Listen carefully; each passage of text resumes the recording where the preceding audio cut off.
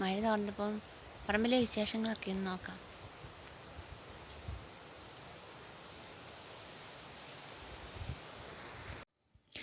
ഇതാണ് ഞാവൽ മരം.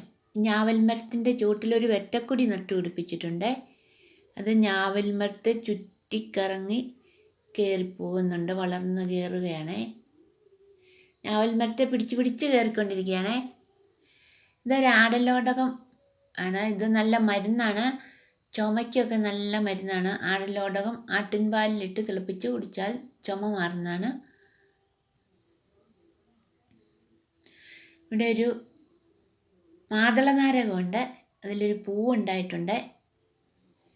പൂ പൊഴിഞ്ഞു പോകുമെന്നറിയത്തില്ല, മഴയായതുകൊണ്ട് ചിലപ്പോൾ പൊഴിഞ്ഞു പോകുമായിരിക്കും. ഞാനിവിടെ കുറച്ച് പച്ചക്കറികൾ നട്ടിട്ടുണ്ടായിരുന്നു. ഇതാ വഴുതനയൊക്കെ നന്നായിട്ട് നിൽപ്പുണ്ടേ. തൈകളാണ്, അത് നട്ട് ഇനി പിടിപ്പിക്കണം. ഒരു മാങ്കോസ്റ്റിൻ്റെ തൈയുണ്ട്,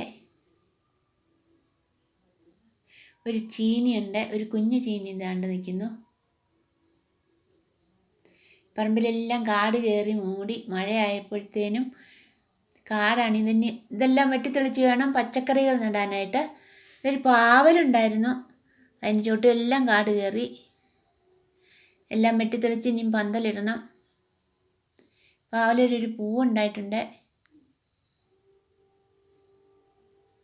അതിൻ്റെ കൂടെ ഒരു കുമ്പളം കൂടി കയറി പോകുന്നുണ്ടെന്ന് തോന്നുന്നു. ഇതെല്ലാം ചീനികളാണ്, കാന്താരി ചീനിയാണ്.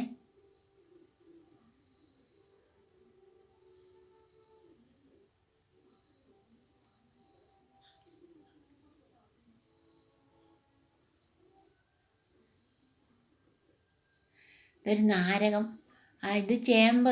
ഇത് പുഴുങ്ങുന്ന ചേമ്പല്ല, കറി വെക്കുന്ന ചേമ്പാണ്. ഇതിൻ്റെ തണ്ടും താളും കൂടി കറി വെക്കാം. നമുക്ക് ഇതിൻ്റെ താളും തണ്ടും എടുത്തുന്നൊരു കറി വെക്കാം. ഇതാ ചേമ്പിൻ്റെ താളും തണ്ടും എടുത്തുകൊണ്ട് വന്ന് കഴുകി എടുത്തിട്ടുണ്ട്. ഇത് നമുക്ക് അരിഞ്ഞെടുക്കാം. ചേമ്പിൻ താളും തണ്ടും കൂടി അരിഞ്ഞെടുത്തിട്ടുണ്ട്. അതിലേക്ക് കുറച്ച് മുളക് പൊടി, മഞ്ഞൾപ്പൊടി, കറിവേപ്പില, തേങ്ങ ചിരകിയത്, ഉപ്പ്, ഇത്രയും ഇട്ട് നന്നായിട്ട് യോജിപ്പിച്ചെടുക്കാം. നന്നായിട്ട് ഇളക്കി യോജിപ്പിച്ചെടുക്കാം. ചട്ടി അടുപ്പത്ത് വെച്ച് എണ്ണ ഒഴിച്ച് എണ്ണ ചൂടായി വരുമ്പോഴത്തേക്കും അതിലേക്ക് കടുകിടാം. കടുക്, വത്തൽമുളക്, ഉഴുന്ന് ഇത്രയും ഇട്ട് വഴറ്റിയെടുക്കാം. നന്നായി വഴറ്റിയെടുത്തതിലേക്ക് നമ്മൾ താള് കൂട്ട് ഇട്ട് കൊടുക്കാം. നന്നായിട്ട് ചിക്കി എടുക്കണം. താള് കറി റെഡി ആയിട്ടുണ്ടേ. സൂപ്പർ.